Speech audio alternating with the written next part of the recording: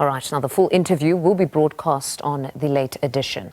We shift our focus to this story now. The South African Chamber of Commerce in the US is supporting the African Growth and Opportunity Act Private Sector Forum. This important forum is setting the stage for the next phase in the US-Africa Trade and Investment Partnership and taking place in Washington, D.C. as part of the broader Agoa proceedings. For more on this, we're joined by President of the South African Chamber of Commerce in the US, Neil Diamond. Welcome to The Full View, Neil. So the Agoa Forum kicked off yesterday, and the Corporate Council on Africa as well as the US Department of Commerce hosted the Agoa Private Sector Forum. Just help us firstly understand the role of the Private Sector Forum in the broader proceedings at the Agoa Forum. Thank you, and good evening to you and your viewers.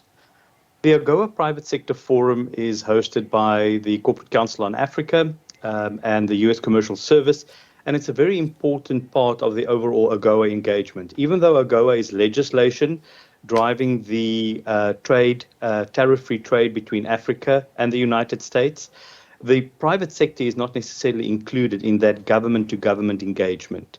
The Corporate Council on Africa have established a platform where business can engage with those government leaders.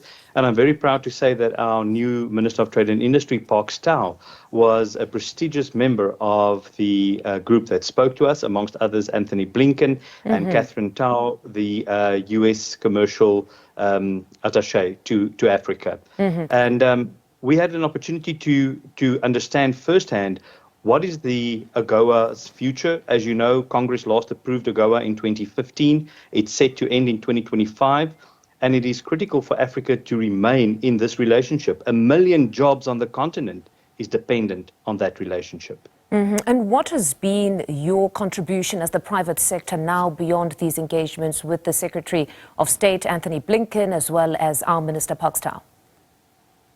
Minister Park Stow has been extremely receptive for South African business in the United States and South African business doing business in the United States. I think the US, as our second biggest trading partner, especially under Agoa, provides a benefit for South Africa of roughly $15 billion annually. South Africa is by far the largest beneficiary in the Agoa legislative framework.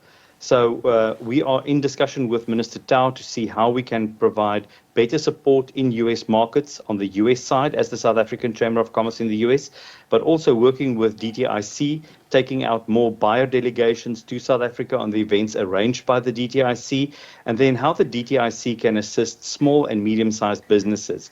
I've been very passionate about seeing how we can get small and medium-sized businesses to participate in Agoa, not just our large auto and energy manufacturers, but our small and medium enterprises, our township economies. How do we get those folks to be beneficiaries and recipients of Agoa's benefits? We most certainly do believe that Agoa is quite critical for our economy. But Neil, with the changing trade and investment landscape, would it not be beneficial to start thinking beyond Agoa to build stronger partnerships in other critical areas? Is that something that perhaps the business community there in the United States is encouraging Team South Africa to start looking at?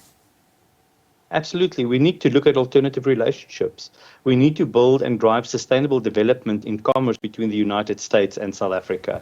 That was a core message from Anthony Blinken as well, the US Secretary of State.